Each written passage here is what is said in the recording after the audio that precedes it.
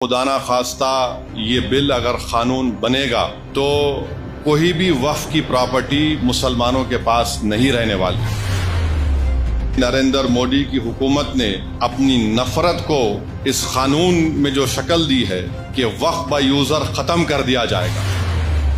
अब वक्फ by user अगर खत्म होगा तो सबसे पहले निशाने पर है हर मसलक का मदरसा। जो बीजेपी की हुकूमत पूरे मुल्क में वक्फ की जायदाद का जो बिल लेकर आई है, मैं सिर्फ मुख्तसर से अल्फाज में अपनी बात को बोलकर यहाँ से रुखसत हो जाऊंगा कि अगर ये खुदा ना खास्ता ये बिल अगर कानून बनेगा तो कोई भी वक्फ की प्रॉपर्टी मुसलमानों के पास नहीं रहने वाली, सब हुकूमत के कब्जे में चला जाएगा।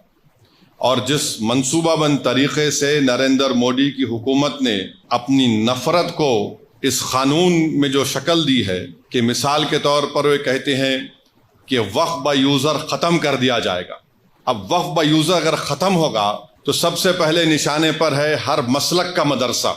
मदरसा किसी की जाती मिल्कियत नहीं होती है, तो हर मसलक का मदरसा इनके निशाने पर है। बोलेंगे नहीं, अब वक्फ बाय यूजर का कानून सेक्शन 3 को हमने खत्म कर दिया, अब हम तय करेंगे कि कौन उसका मालिक है। दूसरा, हैदराबाद की मक्का मस्जिद है, कानून ये बोल रहा कि रजिस्टर्ड डीड लेकर आओ आप। तेलंगाना में 33,000 के करीब वक्फ की जायदाद रजिस्टर्ड है। 90% उन जायदादों के पास कोई रजिस्टर्ड डीड ही नहीं है, कोई रजिस्टर्ड डीड नहीं है।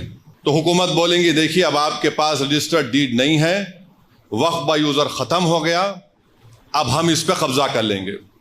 खबरस्तान है, खबरस्तान के कोई कागज नहीं है।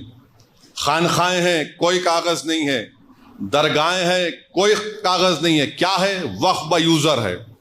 अगर वक्फ बाय यूजर चला जाएगा तो ये सब खत्म हो जाएंगे, और ना सिर्फ ये खत्म हो जाएंगे बल्कि खुदा ना खास्ता जितनी मस्जिद की कमेटियां हैं उसमें भी वो लोग बोलेंगे कि हम बीजेपी के लोगों को कमेटी का मेंबर बनाएंगे। आप नमाज पढ़िए, इससे आपको क्या करना है।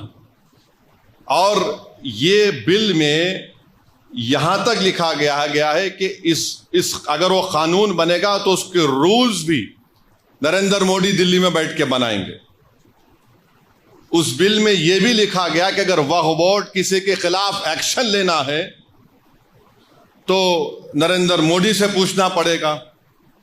उस बिल में यह भी लिखा गया है कि सेंट्रल वक्फ काउंसिल में सिर्फ एक मिनिस्टर को छोड़कर, वजारत अखिलती बहबूद के मिनिस्टर को छोड़कर सब मुसलमान मेंबर बनते हैं। अब उस बिल में कहा गया कि ये कम से कम 2 बनेंगे। अब हुकूमत 7 भी बना सकती।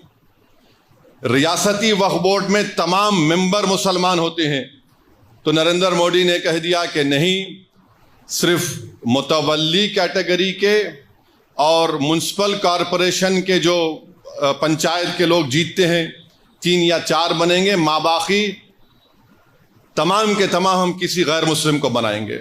रियासती वक्फ बोर्ड में इलेक्शन होता था मुतवल्ली कैटेगरी का, बार काउंसिल के कैटेगरी का, एमएलए कैटेगरी का, एमपी कैटेगरी का, सब खत्म। हुकूमत उनको नामजद करेगी। और याद रखिए, मैं खुल के कह रहा हूं, इसके पीछे ये लोग भी हैं जो खत्म नबुव्वत के मुनकरीन हैं। ये शयातीन, ये गंदी नाली के कीड़े इसके पीछे हैं। इनका मकसद एक ही है कि किसी ना किसी तरह ये वक्फ के कानून को ख़त्म कर दिया जाए। तो इसमें बहुत सी शैतानी ताकतें मुलविस हैं। और वक्फ का ट्राइब्यूनल है। अब वक्फ के ट्राइब्यूनल में एक डिस्ट्रिक्ट जज chief justice of high court appoint करते हैं रियासत के। फिर एक शख्स का अपॉइंटमेंट होता है जिसको शरीयत के बारे में इल्म हो, और एक जिम्मेदार आदमी को। नरेंद्र मोदी ये कह रहे हैं कि अब डिस्ट्रिक्ट जज जो चीफ जस्टिस हाई कोर्ट का अपॉइंट करता नहीं, वो रिटायर्ड जज होगा और एक रिटायर्ड गवर्नमेंट एम्प्लॉय होगा। मेरा जो मुशाहिदा है, जितने गवर्नमेंट के इस तरह के इंक्वायरी कमिटीज बनते हैं जिसमें रिटायर्ड जज होते हैं, एक रिटायर्ड गवर्नमेंट का सर्वेंट होता है। मिसाल के तौर पर बरसों पहले मुफ्ती गयास को मालूम होगा, 1996 میں تالاب کٹے میں ایک فائرنگ ہوئی تھی جس میں ایک معصوم عورت فرسٹ فلور پہ تھی، شہید ہو گئی تھی.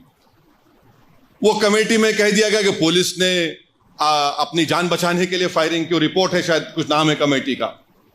پھر مکہ مسجد کی رپورٹ ہے، وہ آج تک نہیں نکلی. حیرت کی بات یہ ہے کہ کلیکٹر کو یہ پاور دیا گیا کہ یہ قانون بننے کے بعد جتنی بھی وقف کی پراپرٹی ہے، اگر کوئی شیطان جا کے بولے گا کہ نہیں وقف کی نہیں ہے گورنمنٹ کی ہے، تو کلیکٹر انکوائری کا آرڈر کرے گا. اور کلیکٹر انکوائری جب آرڈر کرے گا تو کلیکٹر یہ کہے گا کہ تا وقت انکوائری مکمل نہیں ہوتی یہ وقف کی پراپرٹی نہیں رہے گی. اب کلیکٹر صاحب برسوں انکوائری کرتے رہیں گے، آپ کی تو پراپرٹی چھین لی گئی. کیسے انکوائری کریں گے؟ تو انگریزی میں استعمال کیا گیا whatever he deems fit, یعنی وہ جیسا چاہے انکوائری کر سکتے. قانون کا ایک بنیادی اصول ہے کہ کوئی بھی اپنے مسئلے میں جج نہیں بن سکتا، مگر کلیکٹر کو اب منا رہے ہیں.